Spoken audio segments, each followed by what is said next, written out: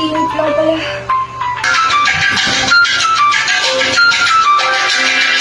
Hanggang hindi po pa rin ako pinapatahimik, Danica.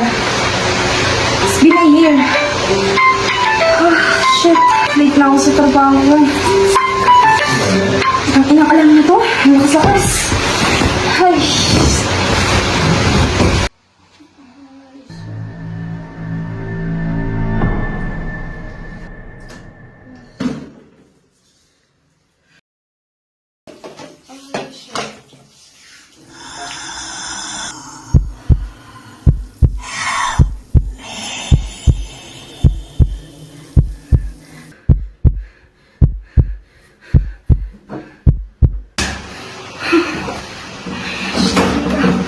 Ilang taon na.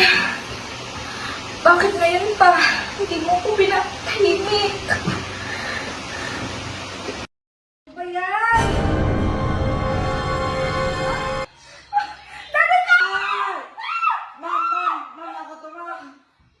Ano to, ma'am? Mahal mo naman! Huwag ka lang ganon! Bibigay ko lang yung coat niyo. Tataka-taki! Ano ba yan? Kunin mo yung bag ko! Malalate ko tayo sa trabaho! My gosh, I'm so late! Ma'am, ito na pala yung mga papers na peppermahan niyo. Ma'am! Ma'am! Ma'am, ito na yung mga papers. Ano ka bang kita? Wala! Hindi! Sigay ka? Ma'am, matagal na po siyang wala. Ang stress naman ko siguro. Sinigurado ko na bang okay ng papers na to? Yes, ma'am. Ayusin niyo yung abo.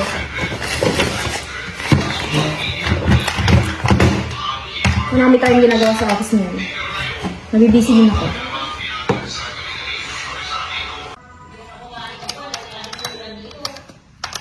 Ma'am, mauna na po ako. Gabi na din kasi. Sinigurado mo na bang malinis yung mga banyo, ha? Yes, ma'am. Sige, maaga bukas, ha? Okay, ma'am. Mag-overnight ako ngayon dito. Sige, ma'am. Yung mga documents, ha? Yes, ma'am. Okay. You Bye, may go. ma'am. Ingat. Ay, naku.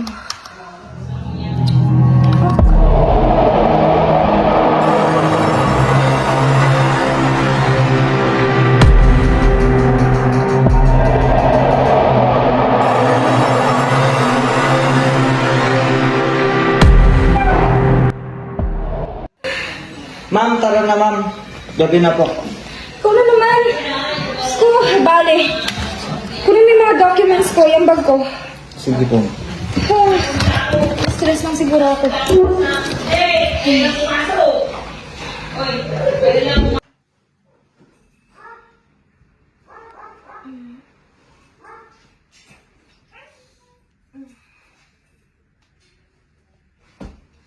Danica, ba't di mo pa ako patahimik? Narinig ko lahat ng mga pinag-usapan niyo. Ano? It's been a year, Danica. Patawarin mo. Oo, matagal na yon! Matagal na yon, pero nagdusa ako! Nagdudusa niya ako ngayon. Gusto ko lang magkaroon ng mga bagong kaibigan! Pero pinagkait mo! Do you think na hindi ako nakonsensya sa'yo? Yun nga ang gusto ko, makonsensya ka! Danica, Hindi ko kayo mapapatawad hanggat hindi kayo namamatay! natatakot lang kasi akong malamangan mo. That time kasi magulo yung isipan ko. Ano ba naman si Mama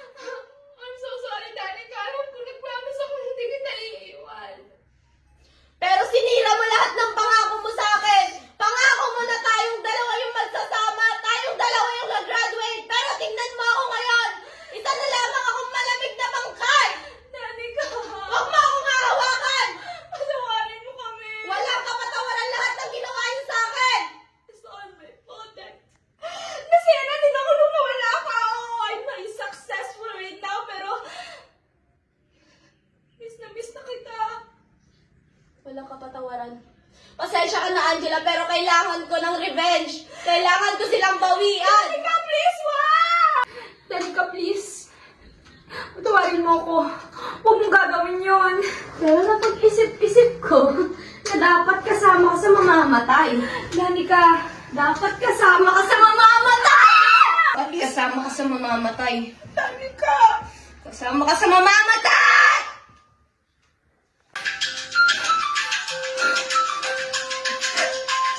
Danica! Patawarin mo ako sa mga kasalanan ko sinabi sa'yo.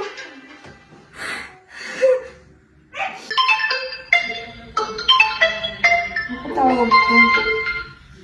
Hello? Hello, Angela? Alam mo na ba yung nangyari kay Nathan at Gabriel? Nathan at Gabriel. Wala naman ako nababalitaan. Sino ba yung mga yun? Naalala mo ba yung kanansyaba mo ng high school? Chaba. Yung kinausap mong ibuli si Danica. Oh. Bakit anong balita sa kanila? Alam mo ba yung nangyari kay Gabriel is na-aksidente siya. Si Nathan... And yes, it's been a year since Danica passed away. Pero namuhay ako sa pagsisisi at sa konsensya. Hindi niya ako pinatahimik, maging sa pagtulog ko. Binabangungot niya ako. Kasalanan ko ang lahat. Pero bakit? Bakit kailangang mamatay pa sila Gabriel at Nathan bago ko pagsisihan ng lahat? Ako na ba ang susunod?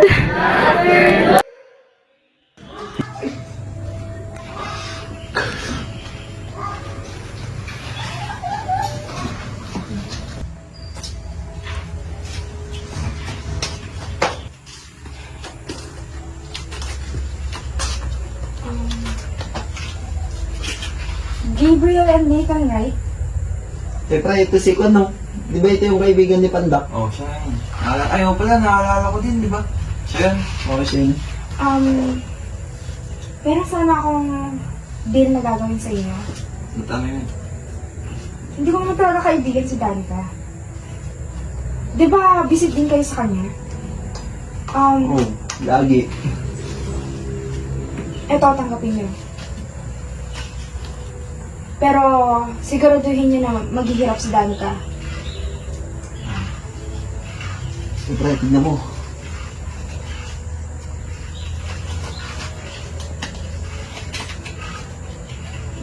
Sige. Pre, malaki ba yan? Ayos yan, pre. Pahirapan natin na mabuti.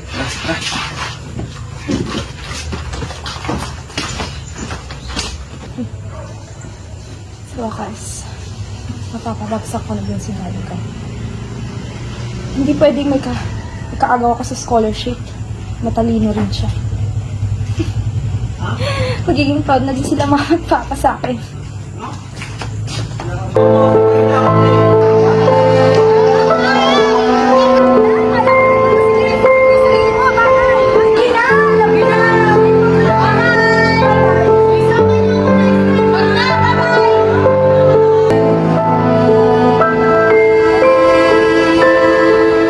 Siguro mas gusto niya na yung bago niya kasi sa akin. Siguro matagal sila sa akin.